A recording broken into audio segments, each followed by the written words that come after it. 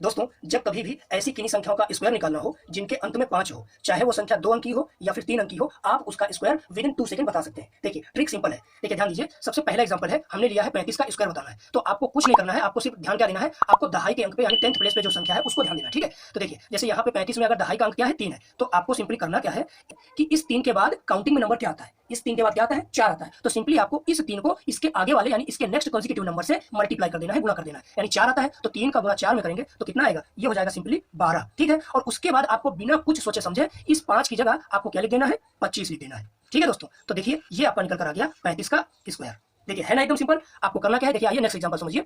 आपको दहाई के स्थान पे जो अंक है उस पे जाना है और उसके बाद करना क्या है जी, इस जो नंबर आपको दहाई पे लिखा हुआ है इसके आगे आने वाले नंबर से सिंपली मल्टीप्लाई कर देना है। तो इसके आगे कौन सा नंबर आता है? इसके आता है 7, तो आप 6 का गुणा 7 में कर देंगे तो ये हो जाएगा 6 सत्ते 42, ठीक है? और फिर अपने आप इसको चुपचाप क्या लिख देना है? 25 लिख देना, बिना कुछ सोचे समझे।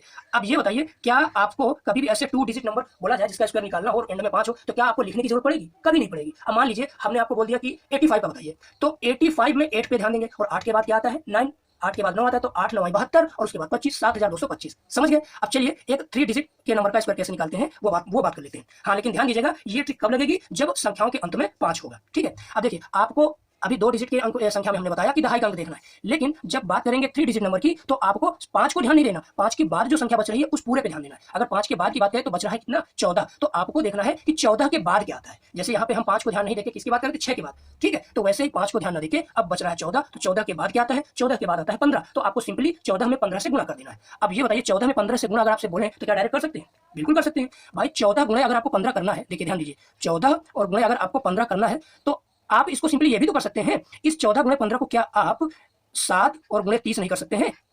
कर सकते हैं। यानी इसका 2 इस 15 में दे दिया तो 15 सत्ते, या तो आप इसको ऐसे कैलकुलेट कीजिए, 15 सत्ते 105 और उसका डबल कर देंगे तो आ जाएगा 210, या फिर आप इसको ऐसे कर दीजिए कि 7 गुणे 30 और सिंपली ये आ जाएगा कितना? 7 त्रिक को 21 यानी 210, ठीक है? और उसके बाद आपको लेकिन ये ध्यान रखना है, आपको लिखना क्या है लास्ट में? 25, ठीक है दोस्तों? तो हम ये कह सकते हैं कि 145 का स्क्वायर कितना आया? ये आया आपका 21,025।